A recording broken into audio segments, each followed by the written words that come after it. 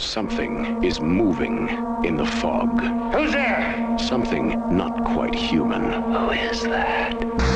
In Halloween, John Carpenter created a night of absolute fear. Now, he has conjured an evil so intense, not even the dawn can drive it away. The Fog, a study in unrelenting terror. Rated R.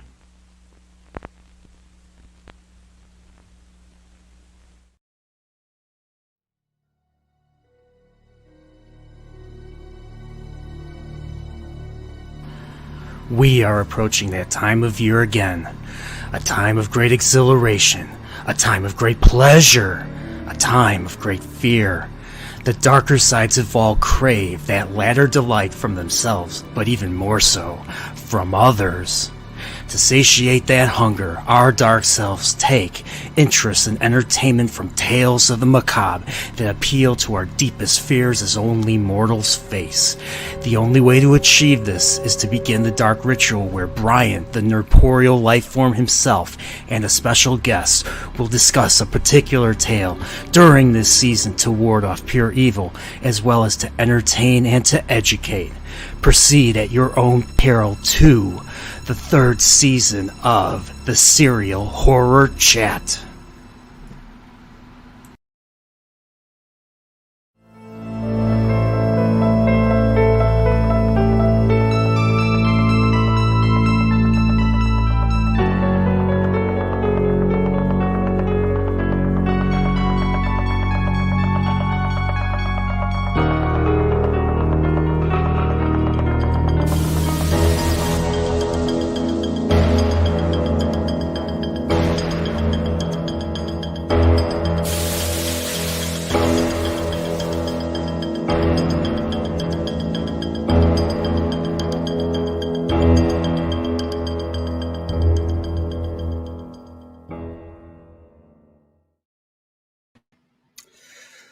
What's up, everybody? Welcome back to Serial Horror Chat.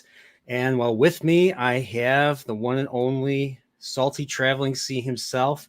And it was his suggestion. We went with John Carpenter's 1980 film, The Fog, follow-up to, well, his film Halloween.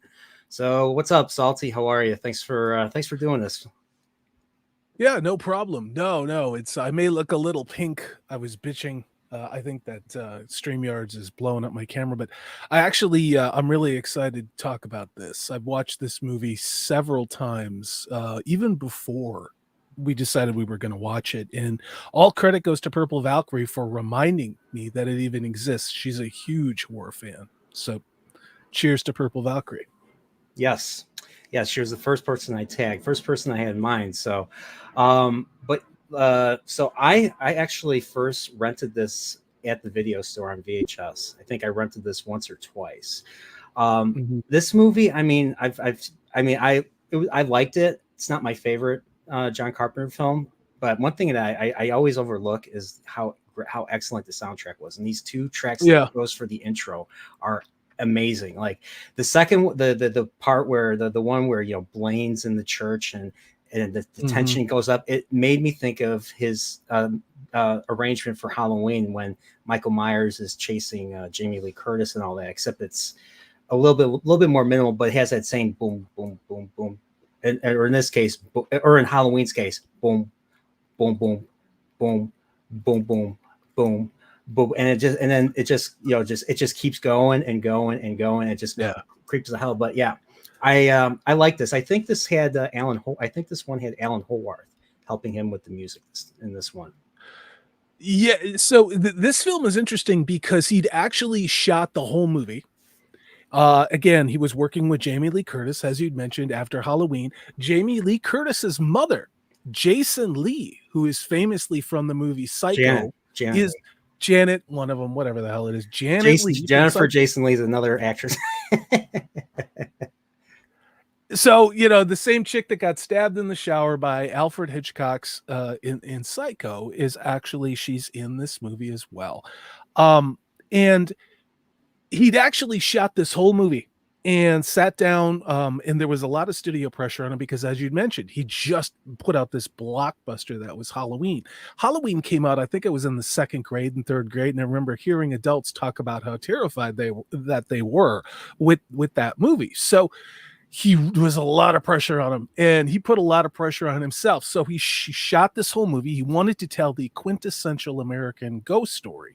And what ended up happening is he watched this with his partner, I think it was Deborah Hill, and said, I can't release this. This is not a good movie. So they ended up reshooting several different scenes to create more tension and to also build the pacing, and he's satisfied with what he put out. Now, as it turns out, it was a wise decision. It became the number one movie in its 5th week of release. It was a box office success, however, not nearly as big as Halloween. So, yeah, it looks like it made quite a bit of money. So this was the first of 2 films he had to do for Avco Embassy Pictures. So the other one being, I think, Escape from New York, I think was the other one that he had to do right after this. Interesting. That was 1981, if memory serves. And of course, Adrienne Barbeau was in that movie as well. So it's one of those things where you find a good group of people, they take direction well, and you keep working with them. Yeah. It's amazing what happens when you do that. You know? He brought a whole bunch of people back from Halloween, like obviously Jamie Lee Curtis, Charles Cyphers plays the weather dude, the one basically the dude that keeps hitting on Adrienne Barbeau, kind of like the dorky dude from Batman '89, the journalist guy that tries to hit Vicky Bale. That's why that's exactly what I was thinking of when he was doing that. So yeah, hey, at least he tried. So, but yeah, he opened the door. Don't open the door. If you see a fog, don't open the door. That was the problem people had. People like, oh, there's nobody there. It is interesting because is this the scariest movie ever told? No, but what it is to me is it is a truly fantastic narrative, and it takes its time and it sets things up, and the monsters, for the lack of a better word, the big baddies in this are actually really terrifying because they come into the fog. They're usually silhouetted. There's maggots on his face, and they have the glowy red and the glowy eyes, the Christmas tree light eyes. I like this movie for that reason, because I don't like hack and slash and body horror stuff. I never have. So this is my kind of movie, which again, it starts out with Jonathan Houseman telling a ghost story, which is really about what the whole movie is, and I love that setup. John Houseman, like I'm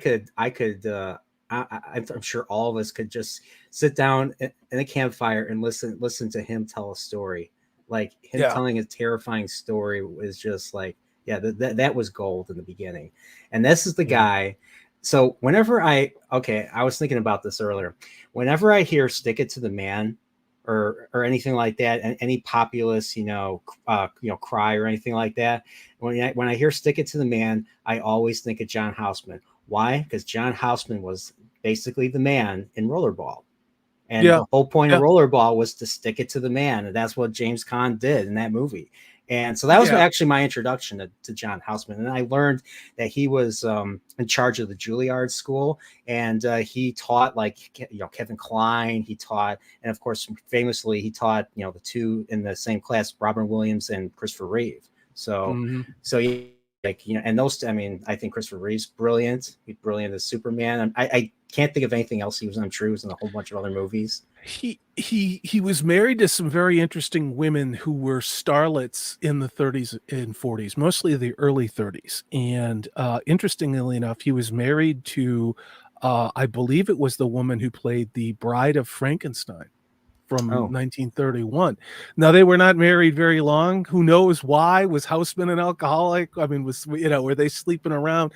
I don't know. But, when I think of John Houseman, because I'm a Gen X kid, I think about him like he was the voice and the face of a 1980s investment company. And so whenever I hear him talk, it's always like, invest with this company, which of course got gobbled up by somebody. So. Okay. So this movie, this movie, I'll share my screen since since we're talking about it now. Let me see. So yeah, so John Houseman here is telling the story of this fated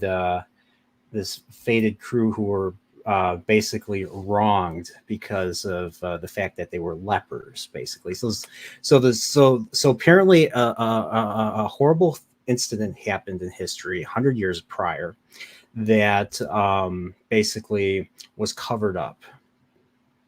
Yes, That was basically covered up, and this is, I would think this is pretty relevant.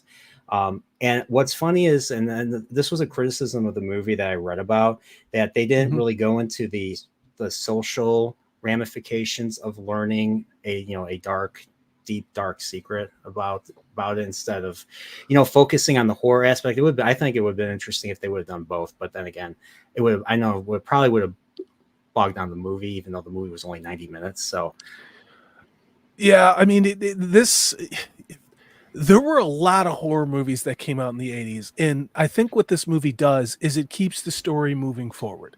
It doesn't get bogged down in a lot of monologues and other kind of like telling you things. It just kind of shows you things and you make up your mind what's going on. And the story is gradually revealed by the priest who finds out and then ultimately pays for it with his life. And I actually like that because you don't need to know everything. You don't, to me, you don't need to know everything in a story. What you need to do is be invested in the characters. And I was invested in these characters. Jamie Lee Curtis is a hitchhiker, and next thing she's doing, she's having sex with the dude who looks old enough to be her dad. And I'm like, yeah, this was the 80s, man. It totally makes sense to me. But yeah, Tom Atkins was the true hero of the story, and he got the girl. He got the girl. He basically he was. Yeah, he got the girl. He saved everybody. Well, actually, the priests saved everybody too with the gold cross and all that. But that's all the way at the end. So, but yeah. So apparently, this felt very. The beginning of this movie felt very poltergeist, like things started moving by themselves. Like he was sitting there, and all of a sudden, a brick falls on the desk. And I don't know if it was meant to kill him or well, where is it? Right. So it's right here, basically. Yep. And the thing that this movie does is there's a lot of subtlety as to, I would say, coloring this priest character. He's drinking in the church. He isn't paying his handyman. He's basically, you don't know why. He's a wino. He's a typical drunk priest who is kind of he's like your fallen priest, basically. And I've come up, there's Salem's Lot with Father Callahan. I hate to bring up, I love that story, even though it's written by a guy that has some very weird, you mean that weird piece of shit Stephen King? Is that the one? Okay. Oh him. Piece of shit Stephen King, in my opinion. Yes. So that story ends with the father being basically disgraced and all that, drinks the blood and all that, and he becomes redeemed in the Dark Tower books, especially in the last couple. So, and then the book I just read is another book I read called Between Two Fires. It's takes place during the Black Death. It was basically a story about a night, a little girl and a priest. They're trying to get to where the papacy was at that point during the Black Death. It was in Avignon, France, southern France, basically. And the priest was also a wino, but he was also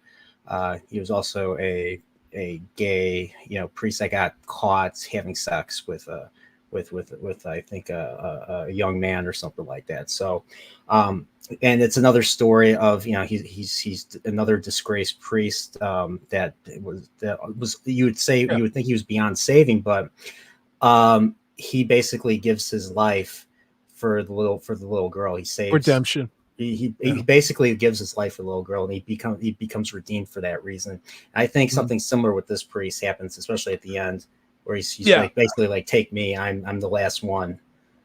With this guy, I think he's just shady. I don't necessarily think he's I don't know, cruising gay bars, but it is interesting because there's moral ambivalence in all of these characters, and we can look at it through our bizarrely quasi neo-Puritan views of 2024.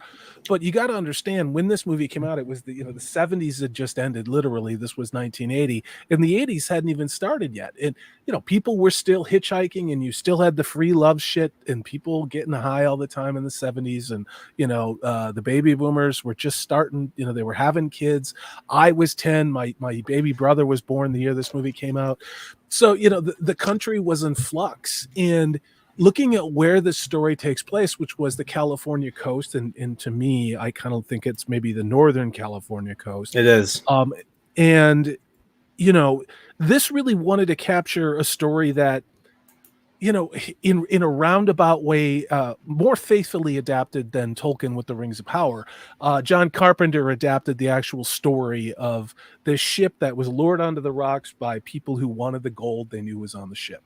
And then he did all of these great things with these great actors. And I like the supernatural parts of this, Brian. I like the fact that midnight means something, and you as the audience know this, and tension builds as it goes scene to scene as things happen. And I don't know, I like it. It's a very slow burn. It's not necessarily for those with a short attention span, but in a lot of ways, to me, this is what a great 80s spooky horror movie really is. And then of course you got Adrienne Barbeau, who's got great tits. So yeah, I liked how it began with a ghost story, and I always thought I honestly thought right here this was outside of the narrative, like this was him telling the narrative, but actually it's actually not the case. Like the little boy is actually the little boy right here in the forefront on the left, and like this is Adrienne Barbeau's son.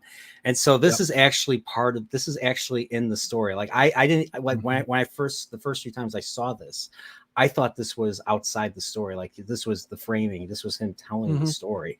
But no, this was just him telling the history. In a lot of ways, there's a Shakespearean element to this where they're sort of talking about the play you're going to see before you see the play, and sort of setting it up. And that's what I like about this. You don't really see this guy. I don't know if you ever see him again in this movie, to be honest with you. No, you don't. I like that he comes in and sort of introduces you to the story you're going to see. So he's not necessarily just talking to the kids, who I would have been one of those kids at that age. He's talking to the audience too, without telling you he's talking to the audience. So I don't know. I like that. Yeah, I like that too. And I liked, like I said, I liked how it just kind of begins. And of course, who we see right here is John Carpenter. It's right here. That's him. Yeah. Yeah. Everybody at that time in the late 70s looked like fucking Crosby, Stills and Nash, or God, what's that? James Taylor. They all looked like these ne'er-do-wells. They looked the mustache and the hair. Yeah. Porno extras or Quaalude dealers or whatever it was, rebelling against them. Yeah. Yeah, I don't. I don't know. I guess everybody just wanted to look. I guess that's the way to attract women back then. I don't know. Yeah, have a big bag of weed, Camaro, and a big mustache with wide bell bottoms, Brian. I'm really glad I was too young to live through that hell, other than to be around it, as a kid. Yeah. So trying to remember, so I liked how Adrienne Barbeau is running her own radio station, all that. We don't really know, she obviously has a kid. We don't know what happened to the husband or something. I guess he died or he ran off. I don't know. I have no idea what happened with him. It was an assumption for me that her husband probably died in Vietnam, given the age of her son and given that time in John Carpenter's politics and growing up with a lot of kids whose dads didn't come back from Vietnam. That's my headcanon on her. Oh, I see. Okay. So I liked how he just picks her. I like how he picks her up right here. And then she gets in the car and then she asks, "Are you weird? Are you weird?" I'm like, people used to do that. Like, you know what? He said he answered the right thing. and it got him laid like 5 minutes later, and it's like, all right, yeah. I mean, And that he's not a young dude. He's like 40 something. Tom no, Atkins. and she's like, maybe in her mid-20s or whatever. But I mean, the world There you go. was like that for a long time. Yeah, he's plowing this chick. I mean, Yep. and Jamie Lee Curtis doesn't get her tits out in this movie, but she looks really good in that sort of 70s disco coke kind of a way. She looks great, But It's interesting you bring up disco. She was like, I don't know. I think right after this, she did Prom Night. And her and she's like, okay, I do not want to be a scream queen this one, but I'll be in it if you let me dance. And so there's a whole 5-minute segment of her dancing with her partner at the prom, and it's actually a really cool segment. Like they really practiced. Like it was a really cool cool segment. I've listened to it. It's pretty awesome. Yeah. But she did have one scene where she screamed, and it was actually when they were on the ship. On the boat. Yeah. On the boat, and the body came, that the body of the young dude who got his eyes plucked with the hooks and all that. You could tell the actor was wearing a mask. Let me see if I can find it right here. But yeah, so apparently he was on his way to meet up with those guys on the boat earlier. His brother. Movie. I think it's his brother. That was his brother? Yeah, his brother was on that boat. Yep. So apparently all three of these guys were basically the point of the fog is it comes. I'm trying to understand. So it comes from the town, sea. From the sea. It comes to the harbor, and as somebody who lives a very maritime right there existence, the fog will just roll in and you will see it come in like that, and in this case, I mean, Jonathan Carpenter, he talked about what his inspiration was. He had actually gone to the UK, I think, to do some publicity for Halloween, and went to Stonehenge, yeah. And he saw the fog come rolling in over the moors, and he's like, wouldn't it be great to write a movie that shows how spooky the fog is coming in? I walk out on a sandhook all the time, and I can see the fog coming in like that, and you can hear all of the foghorns like frequently at night. Okay. And some people think it's eerie, but I'm so used to it now I couldn't sleep without it. But it's just I think it's the mystery of what is in the fog, and the fact that these guys are out there getting drunk, probably trying to be away from their wives. They're just out there being dudes, getting drunk, maybe getting high. And then this 19th century whaler or rigged ship comes up out of the fog, and everybody gets murdered in gruesome ways. That's a hell of a ghost story, Yeah, right here. Yeah, the ship comes right by. Yeah. And then all of a sudden these dudes are on the deck with them. So, and they're creepy. There's a lot of good jump scares. Hey, look who's here. Hey, Gray, what's up? What's up, Gray? How you doing? Should send him the link to this. Gray, watch The Fog. It's a great movie from 1980. Yeah, it's got some of John Carpenter's best music. That's one thing I liked. Thing I liked about this film compared to the other films, other serial horrors I've done so far this year. John Carpenter's music always just stands out. Like it's so awesome to listen to, crazy. and he doesn't hit you. Like I have not once gotten hit by a John Carpenter theme. No, he did an album because I'm on I listen to Pandora. Lost Themes. That's an awesome. Lost Themes is awesome.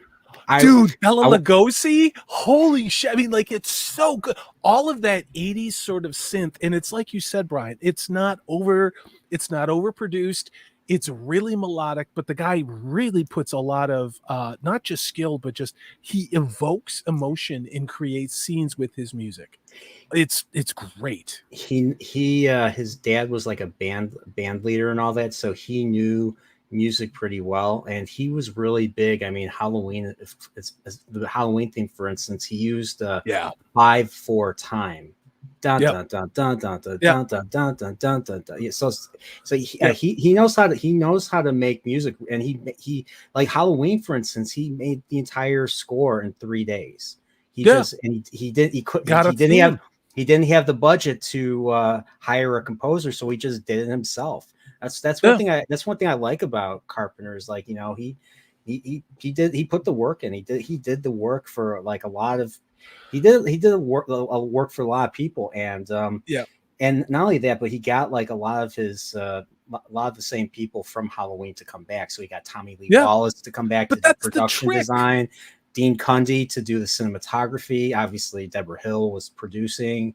A lot of the same, like I said, a lot of the same actors. And here's one thing I did notice: a lot of some of the characters have the names of either of his staff. Like for instance, Tom Atkins, he plays Nick Castle. You know who Nick Castle is? Nick Castle is John Carpenter's friend, who was the main guy. I mean, he was one of many, but he was the main guy that played Michael Myers in The Mask and all that. Mainly him walking across the street, but and then, of course Tommy, and then another person played Tommy Wallace, obviously named after Tommy Lee Wallace, production designer. So he played Myers when Myers was punching through like the props and all that, through the doors or the windows and all that. And I think he did the same thing in this movie as the monster trying to hit through the door or trying to break through the door or something like that. So but you know who played the main monster, Blake? Rob Bottin, the guy that created all the effects for The Thing. That's awesome. That's because he's like 6'5", he's about as tall as you. He's 6'5", and he could pull off a towering creature. I am a towering creature, so I know. Have you ever done that? Have you ever gone for Halloween as maybe like Fred Gwynne's, Fred Gwynne's Herman Munster or stuff like that, or like a really tall, really I have tall... gone as Frankenstein in college. I went as Frankenstein. I used to like going as a Catholic priest because it was real easy, and I got laid real quick because girls thought it was funny. Oh my gosh, I can actually imagine that. I can actually imagine you as black suit, black shirt, white collar. And I've used that persona on other YouTube channels. I think Snowdub's YouTube channel. I played the persona of a drunk Irish priest. But no, her assets are not some great cleavage, and her ass is impeccable. But no, you don't get to see full fronty on her, unfortunately. Or Adrienne Barbeau either, but yeah. No. But yeah, there she is. It's a great movie, Gray. It's a great movie. She looks so goddamn young. And who knew that she would be such a hateful leftist crazy this is it right here. This is her scream. Great. This is her scream right here. And you can tell the guy's wearing like a lot of makeup. Oh yeah. That's a mask. That's actually a mask. Yeah, that's a lot of putty. That's a lot of tub putty on his face. But when you see it move, or when you see it fall and it's really quick, it looks terrifying. So thank you, John Carpenter. It's terrifying. Yeah. So yeah, that's what happens when we get stabbed in the eyes. Great.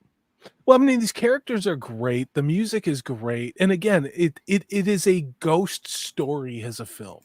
And maybe that's why I like it, is just because it takes its time, it builds the world, you're introduced to characters, things start happening. The movie's got a body count, but the big bads, the ghosts, for the lack of a better word, come in with meat hooks and gaffs and spears and just start murdering people in this town whose families were responsible for their ancestors or them dying. But Brian, if you can go back to that one scene with that awesome fog with them in the white, I mean, so much of that iconography, that's what a lot of the first music videos were on MTV. It was all broken mirrors and smoke machines and laser lights. Every video. That's the only way they knew how to make videos. Like in the first year of MTV, and it's this movie captures all of that. It's just, I don't know. It's just great. Yeah, I liked. Yes, I like the. I liked how everybody at the end of this movie just gets cornered. Like they're just like. The fog is keeping them from escaping, so they have to they hole up in the church, and Adrienne Barbeau has to climb to the top of her radio tower in order to the lighthouse. So I thought there's a point where she gets hit from behind. Yeah, did it miss her, or did it hit her cheek? But it didn't. it didn't I hurt her or thought something? she got stabbed in her shoulder or whatever, but that's the scene. Look at that. That's quintessential John Carpenter. Those are the bad guys. And what I like about this again is it's understated. Yes. There is a guy called Maggot Guy or Maggot Head or Maggot Man or whatever. So, it looks like oatmeal and like rubber worms or whatever, but it's great. But this is the kind of horror movie that I like, where it really is story driven. It's in jump scare. John Carpenter, and I'd really hope you talk about Halloween 2, because I do think it is this is hot take.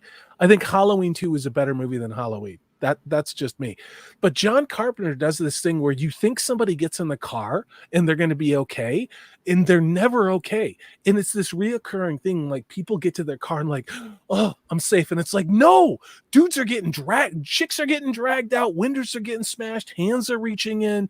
He does this really great thing that I don't think you really saw in horror movies involving motor vehicles. And it doesn't matter if you're in a van or a cop car or an ambulance. And he does it in Halloween 2, and he does it in this movie too. Like when they're in his truck. And it's almost more terrifying to be trapped in this truck than it would be to be trapped in a house. This was terrifying when the elderly lady, and she sounded like she sounded like that old English, she had that old lady English type of dialect or something like that. I don't know if that's American dialect. It's like New England. New England dialect. Like, she sounded just like Robert Jordan's wife. So I couldn't help but think of Robert Jordan's wife, Harriet, because that's exactly how she sounds. And she just gets grabbed from behind and pulled to her death. Oh yeah. At first I thought, okay, she just gets pulled out and you don't ever see her again. But no, they grab her, then it cuts to the kid closing the door, and then you don't even really see her being pulled. You just see like a hand or something, and then the rest of them just come in. They just hack her to death or something. I thought they just pull her into the fog and that was it. I think that would have been more terrifying than just seeing them hack her. Like, just pull her and you're like, you're thinking what happened to her? Like, what happened? Is she gone? Is her body and soul totally gone and something? Yeah. Like, but I mean, this is, to me, I think, probably one of the scariest parts of the movie, because it's the kid. You're like, holy shit, is he gonna take out this kid? And to me, having just rewatched this, I was like, good God, they're gonna get this kid. I mean, look at these dudes. I mean, I think this is fine, because you can see him going with the meat hooks, yeah, and the belaying pins and all the other shit. I don't know. I like the understated, because the fog allows your imagination, just like what Hitchcock used to do, right? Where Hitchcock didn't show you everything. He let your imagination kind of fill in the blanks.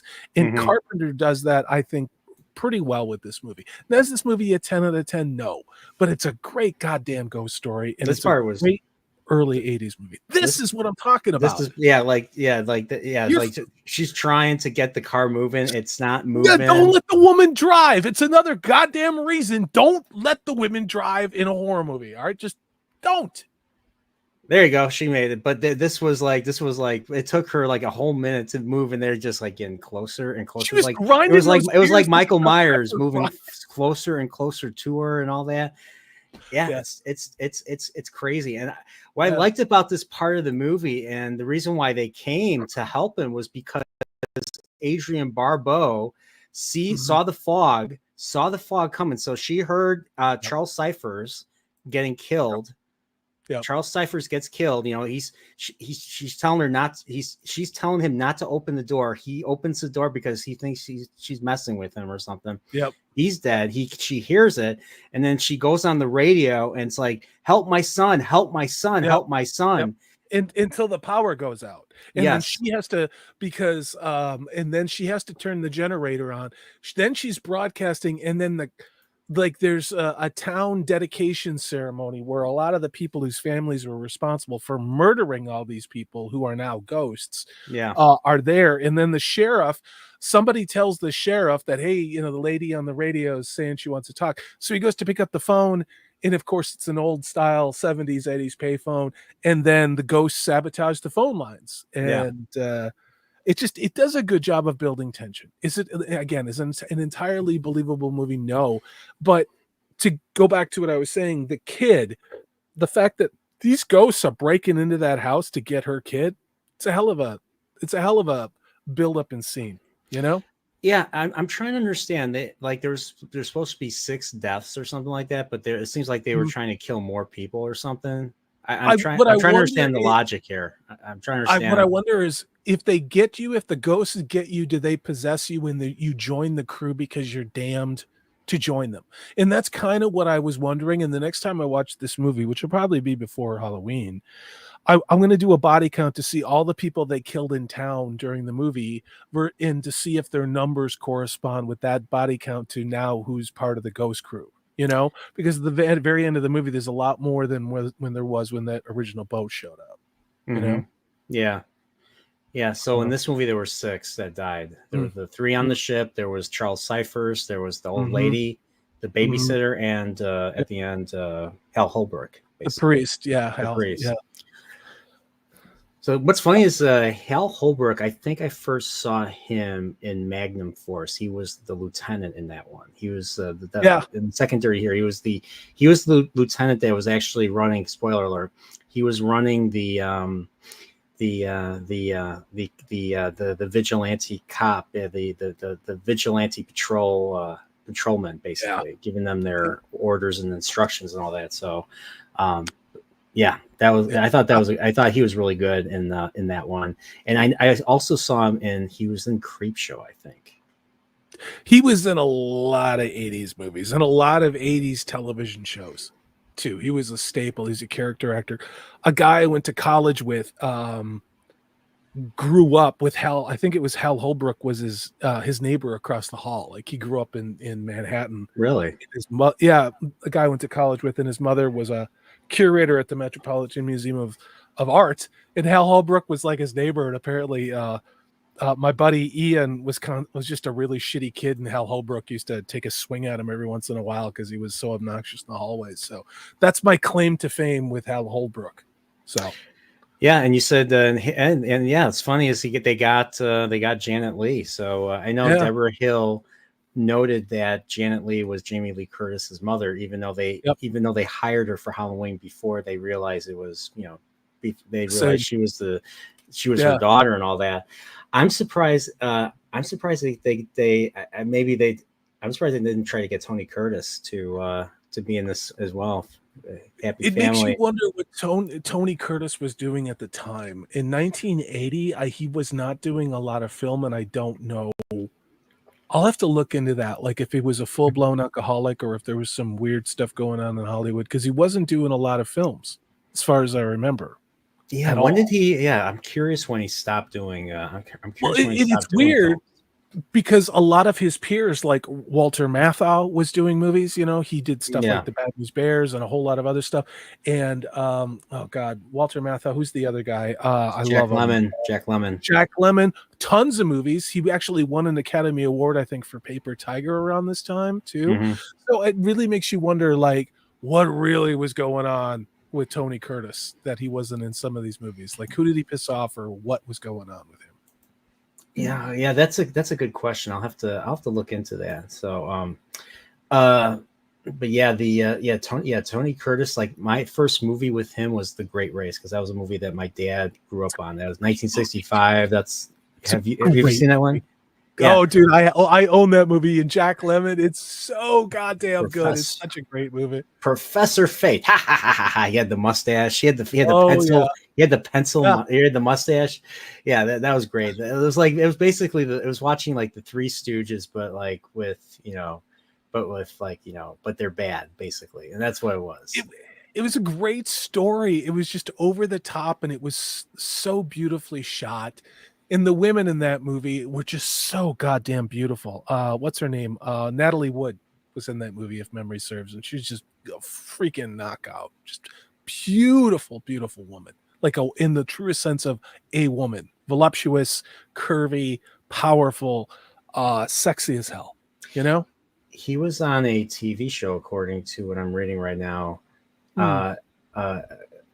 From 1970 to 1981 in prime time as Las Vegas Desert Inn casino owner Philip Roth in 17 episodes of the Aaron Spelling produced hit series Vegas with the $ at the end. Oh God, Vegas came out late, and it had I don't want it wasn't Robert Stack, it was Robert somebody. It was on Tuesday nights on ABC, and I remember this because I remember watching the premiere episode, if you can believe that or not, when it came out.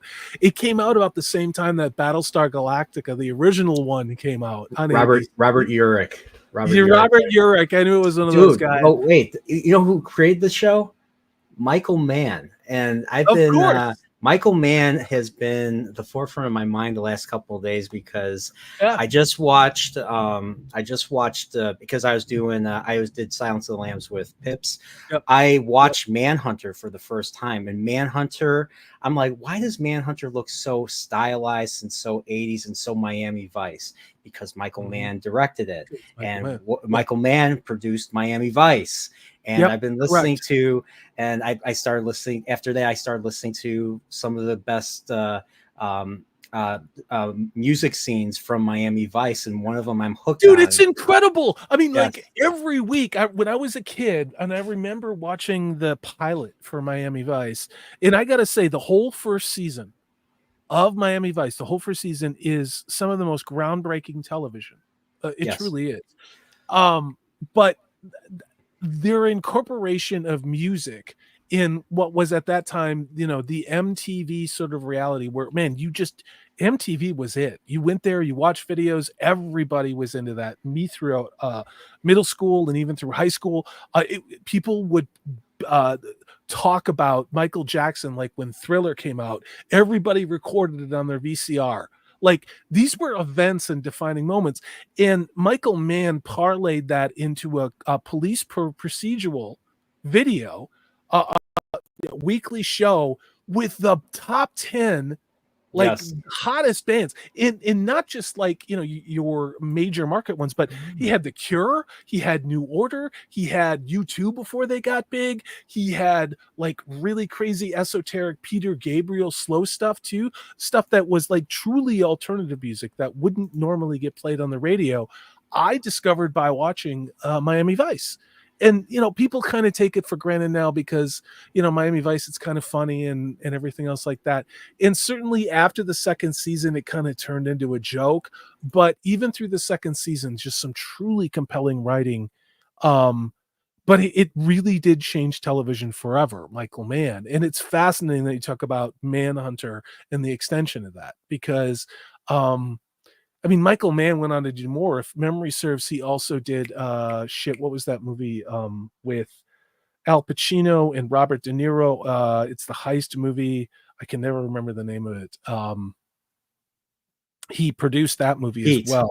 He did Heat. I realized I was muted. Holy shit, dude. Heat. Dude, yes. Talk about a movie like boom, boom, boom, boom, boom. It's a perfect 90s movie.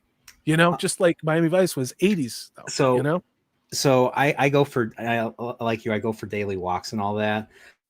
I've been obsessed with this particular moment in Miami Vice. The song mainly, the Tommy Shaw song called "Dangerous Game," which I've never heard before. It is probably the coolest song. So the situation is Gina, the girl that's part of their I know Gina. I had a crush on Gina forever, dude. So she is implanted with a gangster Stanley Tucci, and they just found out from an informant that she got made. And so now he's calling Edward James Olmos, their captain, saying, she's made. We're on our way to her. We're in this white Ferrari and we're driving really fast on the highway. This is the coolest thing I've ever seen. Look at this. Like this is so awesome. Like the entire just they're just driving on the highway. This is so cool. Of the music. Give me some of the music. Oh, okay. I'm probably gonna get hit by. Just give me 3 seconds. All right. Give me let me. I don't.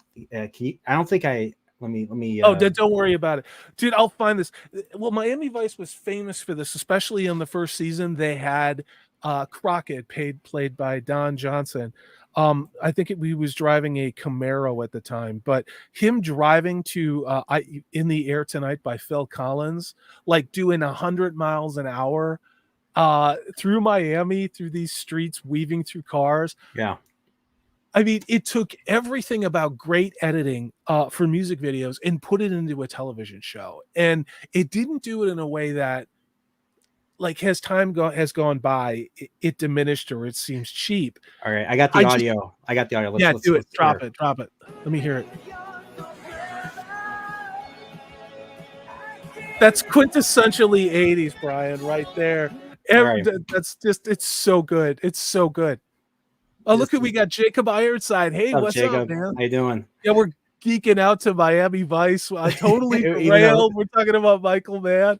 Yeah, like this is just like I want to ride that car. I want to ride that. That is so. Oh my! You and every boy in 1980. I think because this was probably third or fourth season. This would have been 86 or 87. This is 88. Yeah. This is yeah. So that's a Ferrari. I think that's a Ferrari to Scotty or something. I forget what the exact make the exact model is. But look at that. Just look at that. I want to ride in this and play that song.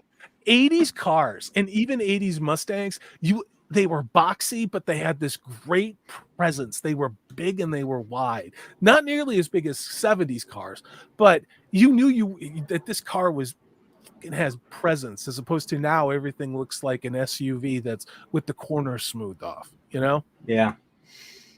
I want if I had a full head of hair, you know, Don Johnson's hair, especially in season 1, that's a character in this show. Like that hair is just like, dude. Well, yeah, that in his chest hair, because everything, he's got this white like scoop neck t-shirt, and then like it's either pastel pink or aqua or like light blue with the white loafers and then the linen pants, and it's just like every kid when that goddamn show came out wanted to look like that, you know? And I don't know. I mean, I was an alternative hard rock kid, but I love this show, and I also played Dungeons and Dragons. You know, I mean, and that was the thing that you know, these things were not manufactured to and everybody told, well, you have to watch this if you're a bigot. I mean, it stood on its own. This became a phenomenon because nothing like this that had existed before, and what they created actually resonated with everybody. It resonated with everybody. It became a phenomenon. And it's one thing that's missing from our entertainment right now, is things organically becoming a phenomenon because of the talent and vision of the showrunners or creatives behind it. I think the last thing that maybe did it, Brian, was maybe Stranger Things, where it kind of blew up like that. But that's about it, you know. And funnily enough, it's the 80s. It's about the 80s. Yeah, it all comes back. It all comes back to the 80s. And I'll be honest, it's been over 2 years. Like the time between seasons is really long. Like, I mean, Stranger Things season 1 came out. I mean, by the time the final season comes out, it'll be 9 years, and they've only done 5 seasons. So, in the more time that goes on, and the more the kids that aren't kids anymore, I hear their political views in the media, the less I'm excited to watch the show. I'm gonna be honest about that. And I agree, Jacob, that black Ferrari. I like that one a lot. Like that, if I could have one car out of that series, it's the car from season 1 that Sonny's driving in the air tonight too, you know? So in the air tonight, they played the whole 5-minute song. Yeah, they played that was in the pilot. Because they're on and like in this. So what I liked about this particular scene was that she was in trouble and they were racing against time to get to her because you know cell phones and smartphones didn't exist yet. Well, they had them in some episodes, but they were like how they were in the 80s. And my dad worked in electronics, and so he actually built a kit in this goddamn phone. Brian, it was this big. It was this big, and it was like you can see it in some of the movies from the 80s, right? It had this huge antenna, but it was like 3 or 4 times the size of a cordless phone and really heavy, you know? But no, Gina, I mean, and talk about, so here's the thing, talk about a diverse cast. Okay. Gina was Cuban. There was another woman on this show. I forget what her name is. Black. I had the hots for both these women, the Cuban woman and the black. I was like, these women are fucking gorgeous. Then you had James Olmos, who's obviously Hispanic, who's the lieutenant in charge. Then you had Sonny Crockett, white guy. Then you had Tubbs, black guy. And it's funny. I mean, we go back to the mid 80s and nobody sat there and went, oh my God, it's a black guy. Look at this. It's like, no, you like the characters. And everybody liked these characters. And I mean, like, I don't think about the fact that they're, I don't think about the fact that Tubbs is black. It's just like he's a cool character. He's a cool character. And the women are beautiful and feminine and strong. Yeah, and do not have any penises. No penises at all. No, they don't. And even the prosecutor chick earlier in the scene. I'm gonna prosecute you. I'm gonna hold you in contempt. Everybody wanted to be on the show. Glenn Fry was on this. Oh my God! Like Bill Collins was on twice. Bill Collins, Stanley Tucci. I think Peter Gabriel himself was on this. He did. And who's the guy who was in Highlander and all those? I'm gonna get you. Christopher Lambert. Christopher Lambert was in this, but then the other guy, Liam Neeson was in this. He was Liam Neeson got his start in this as an Irish terrorist fundraiser guy, and that's where they were playing they were playing U2. But again, this is U2 before they released the Joshua Tree. This is U2, so they were playing songs from War, which is actually an incredible album in my opinion for I wouldn't say proto punk rock. It's more of like mid-phase alternative rock of the 80s. War is probably one of the best U2 album ever. And we had that in the name of love. And just take a second to say goodbye. It's just really good music, really good alternative music, you know. I never really got into U2. I never really got That's the only album to get is War in October, and Joshua Tree. It some good music, but it got overplayed, and after that they turned into insufferable assholes. So yeah 1 2 3 14. Shut up Bono. Shut up. I don't know any of those. After Joshua Tree I never bought another album, so it's true. But I don't think there's much left to say about The Fog. The Fog? No, we could talk about Miami Vice and Hot Chicks of the 80s all night, but The Fog, it's a great movie. I like the ending. I like the fact that you think the movie's over, and then Hal Holbrook gets kind of zapped by the ghosts who haven't quite got enough retribution. The soundtrack's great. I love how it's shot. Adrienne Barbeau, not your typical sort of a starlet. I mean, she's gruff. She smokes cigarettes. She's a brunette. She's no nonsense. And she's wicked hot in a not Farrah Fawcett kind of a way. So that's great. And there's a reason why she was cast in not just Escape from New York by John Carpenter, but then also put in Swamp Thing where she does get fully naked and you can see her boobs, which is great. So. When did I know Carpenter eventually married her, broke up with Deborah Hill and married her and everything? I don't know. Was that like right after this or Escape from New York or something? It was after Escape from New York. I want to say that. I don't know, honestly. I don't know. I forget. Was he involved with? I don't think he was involved with Creepshow, because I know she was also in Creepshow as well, I think. I'll be right back.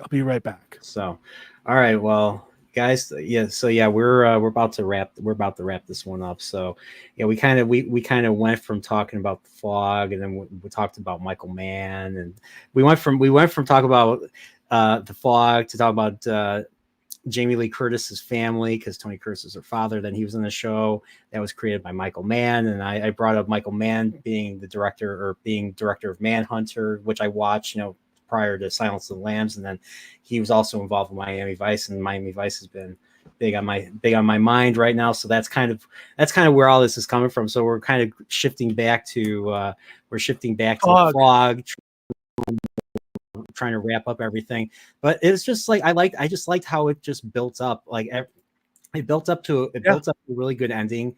What did you think of this scene right here? I was like, are they controlling? Can the victims come back to life or something like that? And I guess that's why you were asking right here. I was hoping they would attack her instead of just being just like a fake out jump scare. Well, she had nothing to do with what happened to the crew back in the turn of the century. At least Yeah. that's what I'm thinking. And sorry, I like totally. I have a really. I'm bleeding, not like I'm menstruating, but I just my cracked lips exploded because it's dry here. I think this is targeted really toward the families and then guilt through the sin of the father, for the lack of a better word, right? Yeah. So I think Jamie Lee Curtis is essentially safe unless she gets in their way. At least that's the way that I read it Mhm. in this. But By the way, yeah, I was like, I was wondering where I saw this guy on the left before. I was wondering where I mhm. saw it. Have you ever seen Assault on Precinct 13, the John Yes, Carpenter dude. original? I He was is wondering who he this is dude he is was. he's the hero. So him and what's his name? I can't think of the dude's name. That the sheriff or yeah, the sheriff in that one. But yeah, Oh he yeah, was the yeah. convict. He was the convict that had to work with the sheriff in order to fight the zombie gangs. I mean, the gangs that were coming in it was almost like a zombie Yeah. movie, like a zombie movie slash Remember the Alamo Like type of deal. yes, like New It was York and wild. Yes. like New York and Los Angeles is now again, because everything old is new again. Can I just say, as a man who appreciates a good flannel shirt, look at this flannel shirt awesomeness, Brian. Like Yes. you can't go wrong with either flannel shirt in this. And yes, Jacob, you're absolutely right. Bruce Willis was in Miami Vice too before he got on Moonlighting. It's true. It's totally true. That's right. I remember Moonlighting. I was really young though when that came out, but yeah. Oh, Sybil Shepherd. Holy shit. Oh, Dude, by the Sybil Shepherd. Okay. Just wow. Sybil Shepherd after Taxi Driver. Well, way after Oh, Taxi Driver. God. Ooh, just deep dish pizza. Deep dish pizza. Is that why Robert De Niro went crazy in Taxi Driver because of deep dish? I think he's always just been a shit bag, and now him and all of his illegitimate children and all the women he's cheated on. He certainly can't call me a bad person, Brian, because of the way I vote. So that's all I know. I loved when people called him, you're washed up to Niro. He's like, fuck. And he was like, fuck you. Like he was in one of his movies, like, fuck you. I'm like, Yeah. I would have laughed. I would have loved it if he was said, fuck you. Do you know how many different assets of alimony and palimony and child support payments that dude has to make every month? That's why he's in every shitty movie that comes along, because he couldn't keep, in my opinion, he couldn't keep it in his pants. And he's just, dude, don't be like 78 and having yet another kid with a 20-year-old woman. You know what I mean? Like, what do you think's gonna happen? How much? You don't have any more money left, Bobby. Quit taking the blue pills and blowing your load in The Help. Okay. Allegedly. Sorry, Yeah, Brian. allegedly. Asshole's gonna lecture me. Jesus Christ, shut up, De Niro, you loser. But yeah, this was that was what's her name? What's her name that gets killed in Halloween? Oh, yeah. Nancy Keys, right here. Yeah. She doesn't get killed in this one. Yeah. She doesn't or go crazy. So yeah, it's nice. Nothing happened. It's nice. It's a Nothing good happened movie. It's a good movie. I like the fact that just because it's sanctified ground, the people inside the church are not safe from the ghosts, because in a lot of ways the church has been defiled, because the church was built with the money that was stolen from the indirectly murdered crew of lepers. And I really like that they're coming in, and it's like, well, it's not really sanctified ground if the reason this church exists is because you murdered everybody to steal their money. And even the priest, even his ancestor, his grandfather, Father Malone's grandfather, was like, hey, it's not so much that it was just like, we don't want a leper colony just a mile away from here on an island. So that's why they had this fake fire, and I think they crashed into they crashed or something. And and then they took the gold that was theirs and everything. And then that's where the story kind of that's where the story kind of comes in. That's where the question is, are they going to keep killing, or was the giving them the gold basically, hey, it was all forgiven and just just kill, just get rid of, just kill Hal Holbrook, and that's it. Pretty much. That's it. Pretty much. I never saw the remake, and I don't have a lot of interest in remake. Purple Valkyrie did. She said it sucks, and I trust her judgment on horror movies. To me, I think this could have had a sequel because look how many sequels Halloween got and other ones. But I'm glad that it didn't. What I do think is crazy, Brian, is all of the horror movies that came out in 1980. I mean, Friday the 13th came out the same year as this, which I didn't even know. Yeah, and then of course. Yeah. The best scary movie ever, in my opinion, The Shining, came out the same year as this. Like, dude, 1 year. 1 year. You have Friday the 13th, you have this movie, and you also have The Shining. I don't know, there's a whole list of them. I think Night of the Demons. That's actually it's a good B horror movie. Came out this year too, but would you consider Dressed to Kill a horror movie? That also came out in 1980 as well. I don't know. I'm gonna have to. Maybe I'll have to look that one up. That's a Brian De Palma one, so maybe not. Oh, The Changeling came out. Yep. Altered States. Altered States. That's a weird one. And that's part of the reason that John Carpenter reshot this movie is because Altered States came out before this, and this was so psychological or Altered States. I've only seen that movie twice. I had to watch it. The last time I saw it was film appreciation class in college. I don't ever need to see that goddamn movie again because it's so freaking weird. Okay, it's so dark, weird. Like I don't need to see it again. I just And you know what else came out that year, and I actually watched it, and I don't know how I got through it, but I did. Cannibal Holocaust. Did you see that? Mm-hmm. lots of penis, lots of naked. Dude, that movie was banned in so many places. I remember I was 10. People were talking about this is an X-rated film, and it's so graphic. Like it looked like there's someone that's impaled in that movie, and it looked real. Like it was the filmmakers were in Bolivia or Brazil, and the authorities thought that they were actually committing cannibalism and arrested them at the airport, and they were going to charge them with killing all these people because it looked so realistic at the time in the movie. And so they had to fly down these goddamn American lawyers to tell them that, hey, no, we really didn't kill and eat all these people, but they did murder a turtle. They did kill and eat a turtle or murder a turtle or something like that. That was messed up. But hey, I watched that movie once, Brian, and it was in college. I never need to watch that shit again because it's so disturbing. It's disturbing. Like those camera people rape somebody, and it's just it's awful. Yep. So yep. All right. Well, I think that's it for. We end on a high note with the cannibal Holocaust. So The Fog 1980. Definitely go watch it. Give it a watch. Excellent soundtrack. Excellent John Carpenter's third film. I think it's his third film after Halloween and it's his fourth film. He made a TV movie right before Halloween. It was called Somebody's Watching Me or something. So that one's a thriller. The woman's being stalked or something. But so this was what helped this helped his career. I don't know if Escape from New York right after this made any money. I know The Thing did not do well when it came out. I think that was a box office flop. It was a box office flop. They also released it the wrong time of the year. I think they didn't release it around Halloween. I think they released it in spring, and who the hell was going to go see it? And of course, a lot of Carpenter's movies actually fit that bill.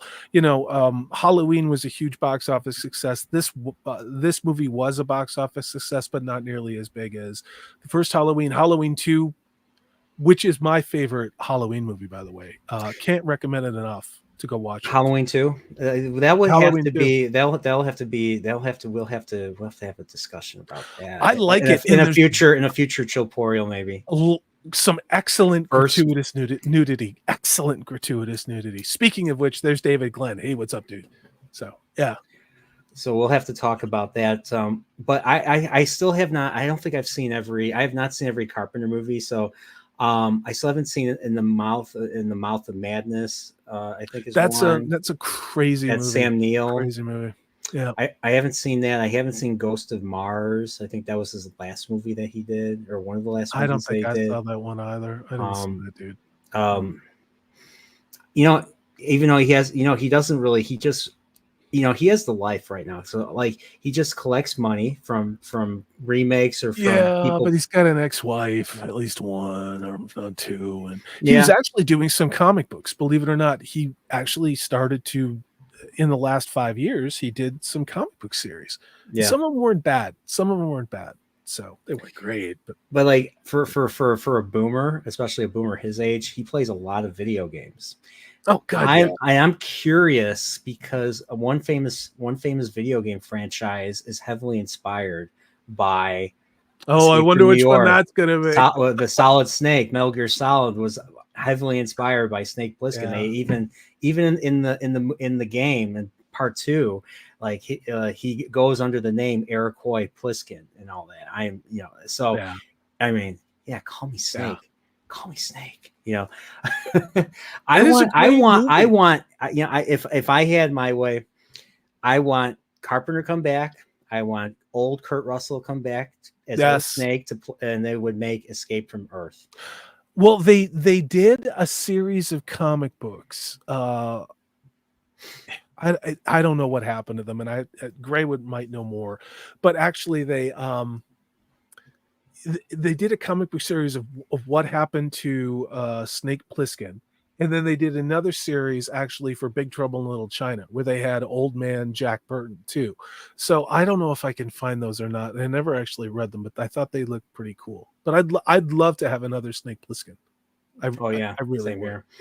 Yeah. LA was not nowhere near. I couldn't make it through it, dude. I couldn't. I rented it on VHS. It was funny. It was still funny though, but it wasn't the best movie. Dude, I like how it ended though. Yeah, New York was awesome. New York was awesome. Balls Out awesome all around. So,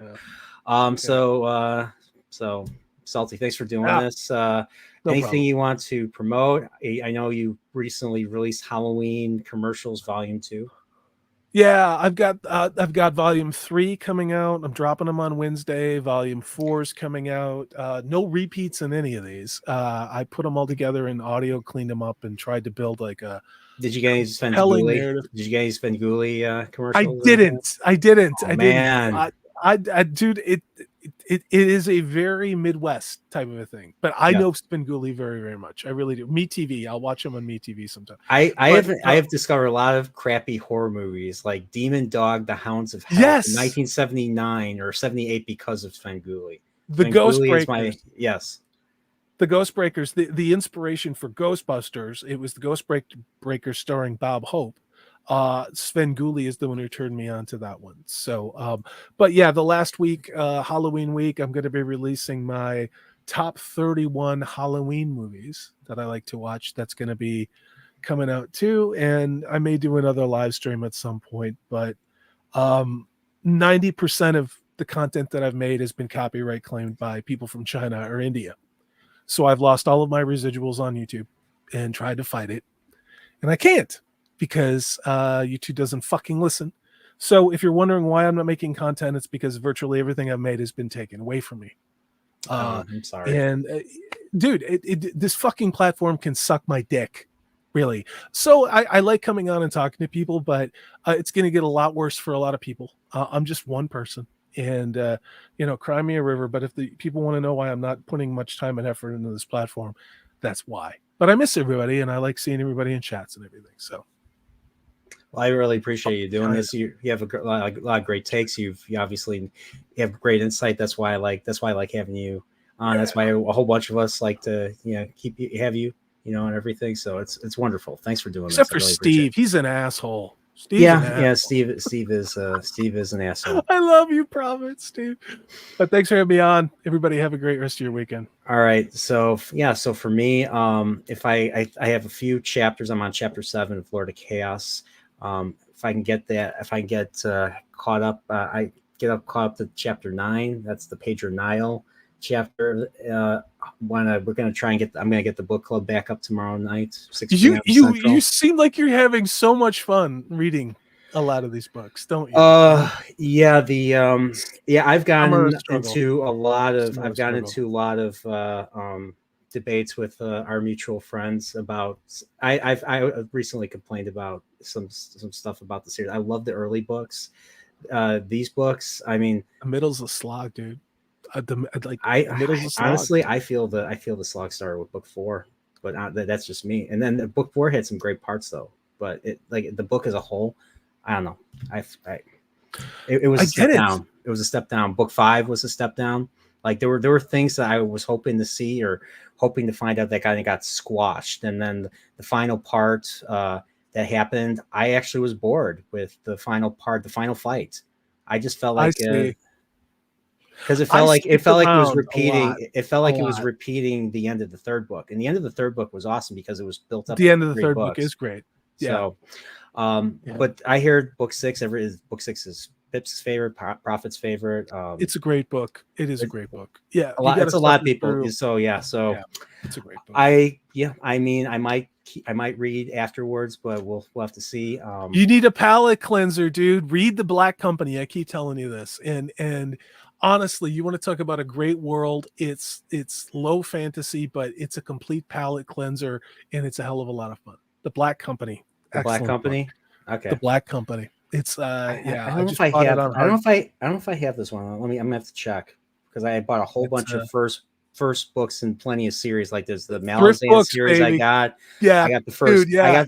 I got the first Thomas Covenant book. Good call. I heard that series is messed up. It is good. It is really good. That's a good series. I have the first Witcher. I have the first Witcher book. I have the first. I love that. You're either gonna love or hate the Witcher series. I happen to love the books. I really do. A series of short story. The first one. I'm actually rereading Robert E. Howard's complete Conan collection. I got the first Conan book. So and I'm loving it. Every time I go into that, I love it. And of course, I also collect all the Conan comic books, not just the latest Zub run, but the stuff from earlier. So it's great to reread these, having read them and then read the comic books and now rereading them again. You know what's balls out awesome? Listening to the Michael Moorcock Elric Elric books is the narrator for the audiobooks is just like he's extremely like badass, really badass narration. Erkun, where is my cape? What is going on? Like it's this type of narration. It's imperious. It's so awesome. It's over the top, that's what Elric is. But dude, that's what Elric is. It's over the top, balls deep, crazy. It's literally someone who dropped a lot of acid and then wrote fantasy. That's what Elric is. Tolkien. He's like, I'm going to do everything opposite Tolkien. I'm going to be more Robert E. Howard. Erkun, you betrayed me. I love it. I am Elric of Melniboné. Okay, something like. You read all the stuff of like Elric book run and then because I've got the hardcovers and Elric book too. It gets more trippy and it's just like, again, this guy is doing drugs and trying to write fantasy, and it's mostly drugs with some fantasy in it, and it's like it's crazy. But yeah, check out the Black Company. The narration on Audible is outstanding. Have you ever read Hyperion? The Hyperion series? Yes. All right. Yes. So I got the first book, and I hear it's basically a science fiction modern version of the Canterbury Tales. Basically, it's actually pretty good, Brian. It's actually pretty good. That's what I heard too. A lot of people. I'd read the Black Company first. I'd read the Black Company. The Black Company. All right. I'll keep that in mind. Another one is Old Man's War. It's a real simple read, real simple, quick read, short book. Old Man's War. It's a great science fiction book too. So, what is it called again? Old Man's War. Old Man's War. All right. Yeah, it's. I read it. I read the short. It's a great story. It's what happens. Earth. What do they do with the old people? Well, they can't trust kids with these spaceships and these decisions. What happens to all these supplies? So they rebody old people who are near death. They give them a new body because all of these old people with all their experiences have more judgment. You can trust them. They think about things before they do it. And it's just fascinating to read, to hear about all these like people that are in their 80s or 90s and they get put into these young bodies, and it's and then essentially join the military and have to have this, learn how to have a young body again. And of course everything works and all the desires are there, but it's great.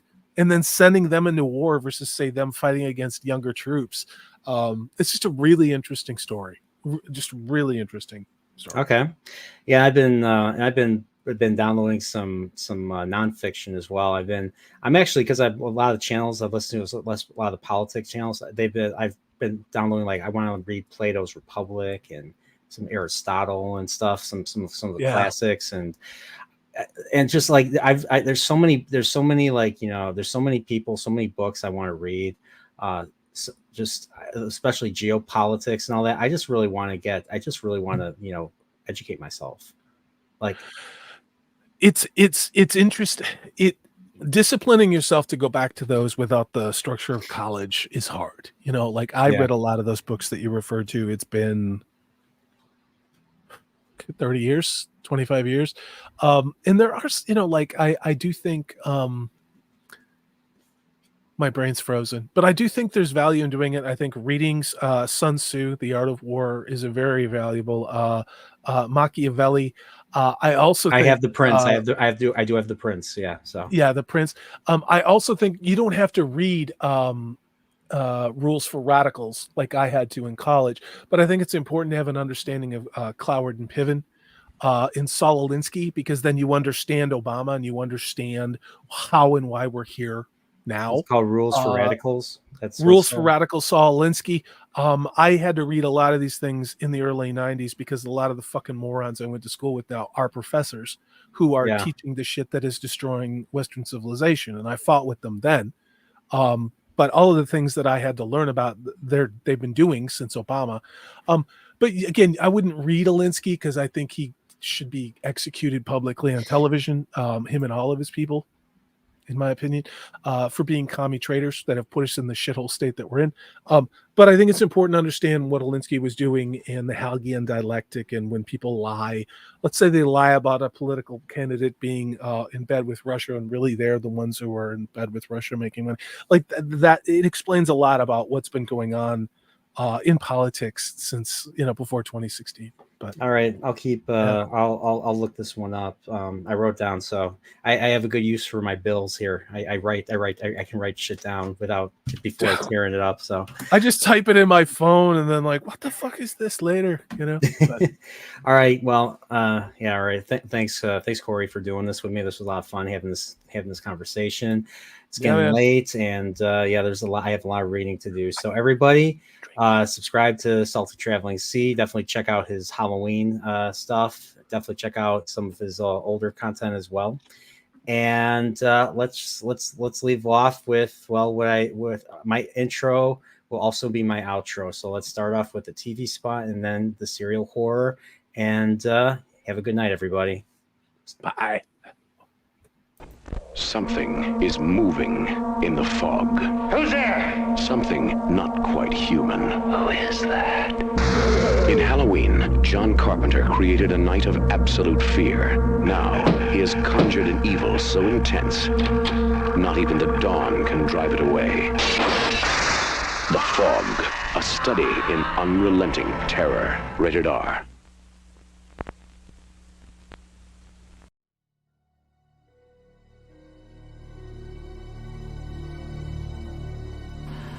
We are approaching that time of year again. A time of great exhilaration. A time of great pleasure. A time of great fear. The darker sides of all crave that latter delight from themselves, but even more so, from others. To satiate that hunger, our dark selves take interest in entertainment from tales of the macabre that appeal to our deepest fears as only mortals face. The only way to achieve this is to begin the dark ritual where Brian, the corporeal life form himself, and a special guest will discuss a particular tale during this season to ward off pure evil, as well as to entertain and to educate. Proceed at your own peril to the third season of the Serial Horror Chat.